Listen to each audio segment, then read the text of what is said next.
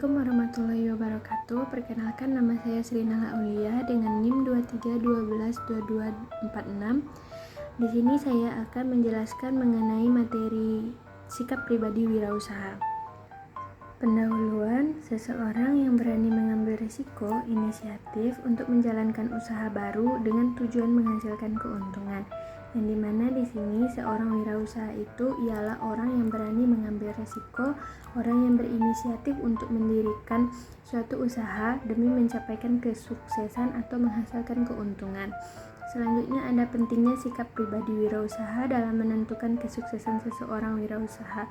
Betul sekali, yang dimana kepribadian seorang wirausaha akan menentukan hasil dari usahanya tersebut. Apakah usahanya itu akan sukses atau berakhir dengan bangkrut. Selanjutnya ada karakteristik wirausaha, yang dimana karakteristik wirausaha yang pertama memiliki visi yang jelas.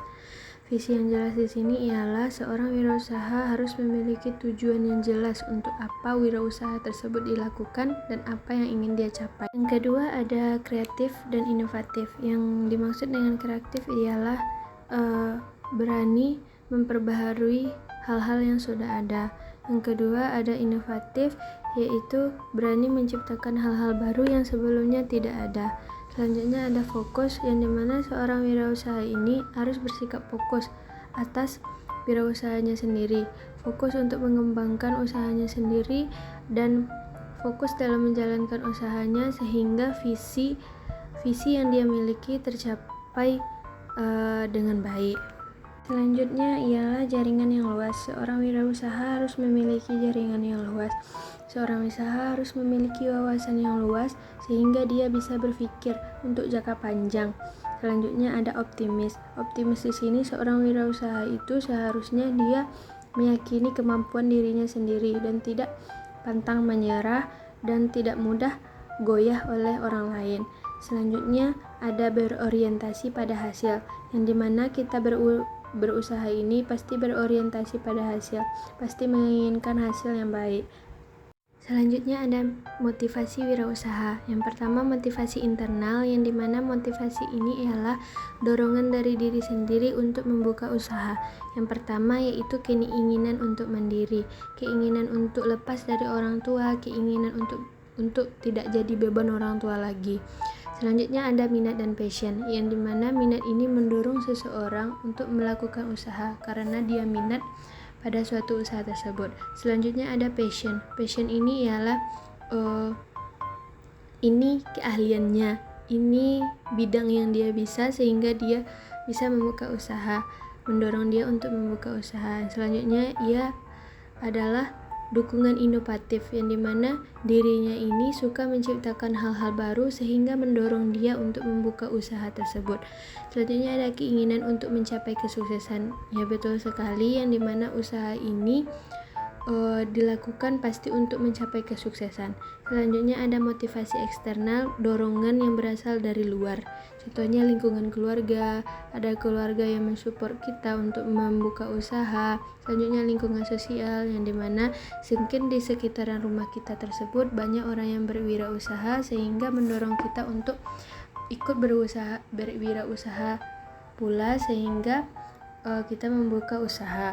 Selanjutnya adalah kondisi ekonomi. Ini merupakan faktor yang paling umum seseorang dalam membuka usaha, karena kondisi ekonomi yang tidak stabil sehingga mewajibkan seseorang untuk berwirausaha. Selanjutnya bagaimana membangun sebuah motivasi? Yang pertama, tetapkan tujuan yang jelas dan terstruktur, yang dimana jika tujuan kita jelas dalam berwirausaha ini pasti akan memotivasi diri kita. Ketika kita lelah, kita akan termotivasi, tujuan saya belum tercapai, sehingga kita bangkit semangat lagi. Selanjutnya adalah bangun lingkungan kerja yang positif. Maksudnya di sini lingkungan kerja yang saling mendukung, yang saling mensupport satu sama lain. Selanjutnya adalah cari inspirasi ketika kita buntu, ketika kita sudah lelah, apalagi inovasi yang akan dilakukan. Sehingga kita harus mencari inspirasi untuk membangun motivasi di dalam diri kita sendiri. Selanjutnya adalah keluar dari zona nyaman. Contohnya salah satu zona nyaman kita itu bermalas-malasan. sehingga dengan bermalas-malasan kita tahu hal ini tidak baik, sehingga membuat kita tidak menjadi orang sukses. Dan kita harus keluar dari zona nyaman tersebut untuk mencapai tujuan yang kita inginkan. Selanjutnya ada proaktif dan berpikir positif.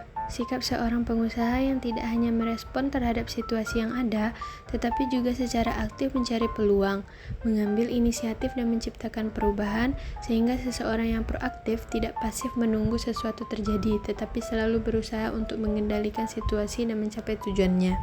Maksudnya di sini ialah seseorang wirausaha itu harus proaktif dan tidak pasif. Dia melakukan usaha tersebut dengan pemikirannya sendiri, tidak menggunakan pemikiran orang lain, dan dia melakukan sesuatu itu secara sungguh-sungguh dan tidak hanya berdiam diri untuk mengembangkan usahanya, tetapi dia turun tangan dalam mengambil keputusan-keputusan dalam wirausahanya tersebut, dan tidak hanya mengandalkan situasi dan tidak pasrah pada situasi tersebut. Selanjutnya ada etika dan integritas. Etika dalam bisnis penting karena dapat membangun kepercayaan, meningkatkan reputasi, mencegah masalah hukum, dan menciptakan lingkungan kerja yang positif. Yang dimana etika ini sangat perlu bagi seorang wirausahaan untuk menciptakan lingkungan kerja yang positif. Selanjutnya ada integritas, fondasi yang kuat bagi setiap bisnis. Maksudnya di sini seseorang yang memiliki etika yang jujur sehingga orang-orang bisa percaya pada usaha yang dia buat. Selanjutnya ada keberanian mengambil risiko, yang dimana jenis-jenis risiko dalam wirausaha itu diantaranya ada yang pertama risiko finansial.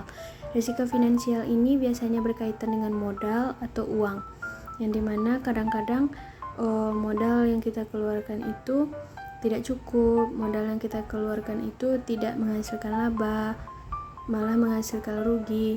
Selanjutnya ada risiko pasar, yang dimana risiko pasar ini kita harus mengikuti pasaran yang ada pada saat itu, yang dimana kadang-kadang pasaran ini sering berubah-ubah, yang di setiap desa pasarannya berbeda-beda, sehingga kita harus menyesuaikan dengan harga pasar.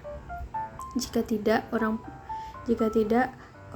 usaha lain akan menuntut kita, karena bisa jadi kita mematikan usahanya bila kita menjual usaha kita dengan barang-barang yang murah gitu. Selanjutnya ada risiko operasional. Maksudnya di sini ialah risikonya tuh hal-hal yang tidak terduga, hal-hal yang tidak diinginkan, terjadinya hal-hal yang tidak diinginkan. Contohnya ada kesalahan dari manusia, maksudnya kesalahan dalam produksi, dan salah satunya ada bencana alam yang dimana bisa menghambat wirausaha kita. Misalnya ada banjir, toko kita kebanjiran sehingga bisnis tidak berjalan semestinya.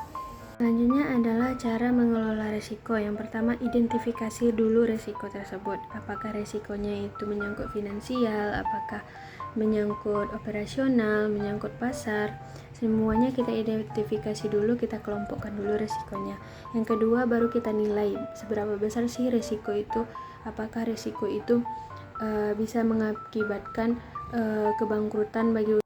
Selanjutnya ada pantau dan tinjau ulang. Kita pantau terus risiko tersebut, selanjutnya kita tinjau ulang.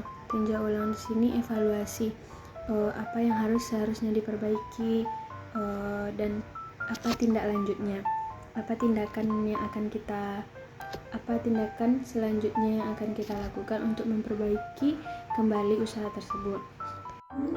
Selanjutnya ada komitmen dan disiplin. Komitmen adalah ikatan emosional dan intelektual yang kuat terhadap suatu tujuan dan organisasi. Maksudnya ini kita harus memiliki komitmen dalam berwirausaha sehingga usaha yang kita jalani itu tetap berdiri dengan semestinya. Selanjutnya yaitu disiplin, yaitu dalam manajemen waktu. Kita harus bisa mengatur waktu, hal apa sih yang penting dahulu dilakukan, apa yang harus kita lakukan dulu untuk mewujudkan wirausaha kita ini berhasil. Sikap wirausaha yang harus dimiliki oleh seorang wirausahaan di era teknologi sekarang. Yang pertama, terbuka terhadap teknologi, yang dimana wirausaha itu tidak boleh tertutup terhadap teknologi, karena seiring perkembangan zaman teknologi akan semakin berkembang. Selanjutnya, pembelajaran sepanjang hayat.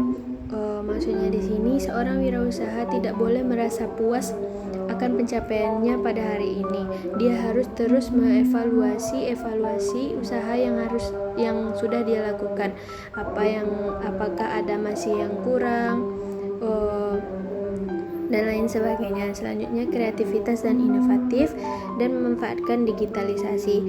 Dengan digitalisasi, seorang wirausaha seharusnya bisa mengambil peluang lebih banyak untuk usahanya, misalnya dengan menggunakan aplikasi GoFood, Gojek, dan lain sebagainya, sehingga usahanya itu bisa diakses oleh seluruh orang, sehingga orang tidak perlu lagi ke tempatnya, orang lebih mudah untuk berbelanja.